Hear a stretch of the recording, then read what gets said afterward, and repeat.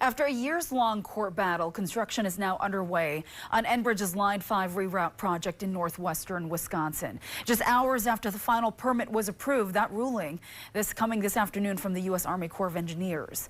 Line 5 starts in Superior and runs through northwest Wisconsin and into the UP. Part of that route takes the pipeline through the Bad River Reservation.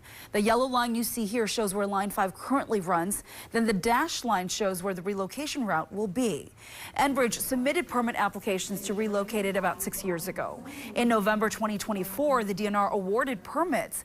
Then the Bad River Band and environmental groups challenged those permits, sending the decision to a contested case hearing. In August and October, there were public comment periods in both Ashland and Madison. Enbridge says that extensive research shows this reroute impacts the environment the least. But the Bad River Band said the relocation project will threaten their way of life, impacting the quality of their water.